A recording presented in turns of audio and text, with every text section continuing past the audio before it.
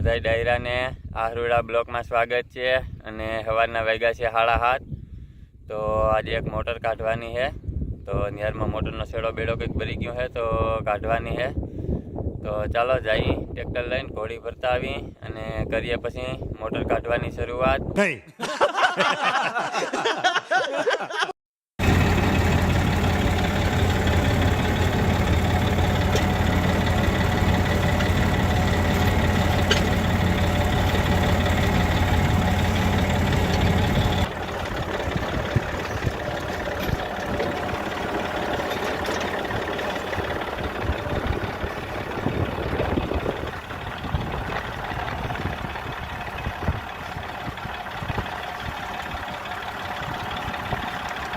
હાલો તો મિત્રો જુઓ ઘોડી લઈ આવ્યા છે ટ્રેક્ટર ઉપર અને હાથી જોડેલું હતું તો એમાં ડાયરેક્ટ રેકડો ફિટિંગ કરી અને ઘોડી ભરી આવ્યા છે અને મોટર કાઢવાની આ નિયારની.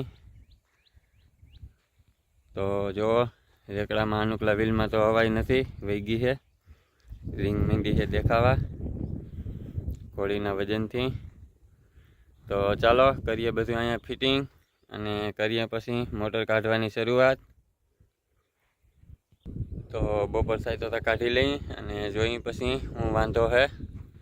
તો ચાલો પહેલાં બધું લબાસો લઈ આવી ઓયડીથી, પાના અને ચીગરીઓ ને એવું બધું.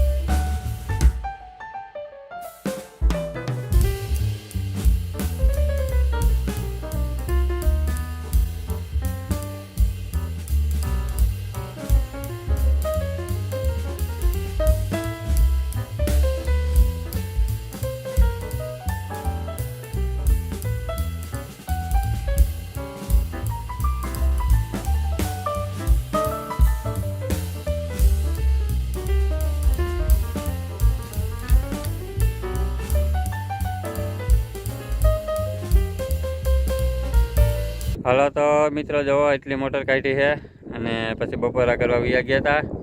તો હવે થોડીક બાકી રહી છે, 70-80 ફૂટ જેવી બાકી છે. તો ચાલો કાઢી નાખી મોટર અને જોઈ પછી હું વાંધો છે. આ લાઈન બધી ઢાંકી દીધી છે કમ્પ્લીટ. તો હવે થોડીક લાઈન છે, 8 કટકા છે. તો ચાલો કાઢીએ મોટર.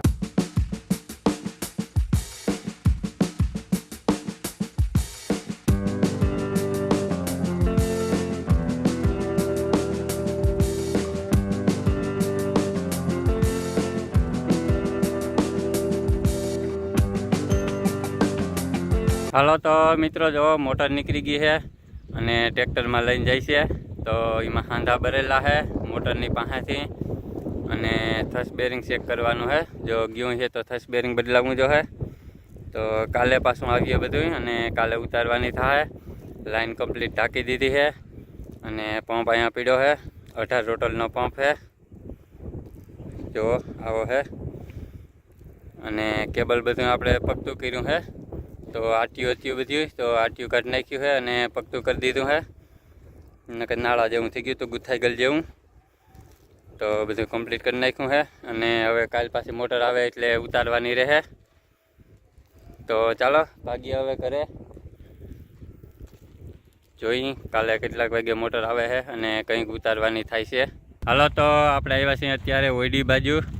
તો મોટર કમ્પ્લીટ નીકળી ગઈ છે અને જો અહીંયા ઓલું આપણે ફૂલ્યું હતું એમાં ટેકા ઓલા કાઢી ગયા છે, ટેકા અને ચોકા અને બધું કાઢીને વયા ગયા છે. તો ચાલો જરીક એ જોઈ. ये सब क्या देखना पड़ रहा है, अच्छा है मैं अंधा हूँ. એટલું પાણી ભર્યું છે તો થોડુંક પાણી છાંટતા જઈ. આ બાજુ આવ્યા છે તો અને જો આવું થઈ ગયું છે બધું. તો આવી જાડી શર્ટ ભરી છે અને કાલે આવ્યા હતા, ટેકા કાઢી ગયા છે, ચોકા કાઢી ગયા છે અને હેઠેથી આવી લાહી છે શર્ટ જો.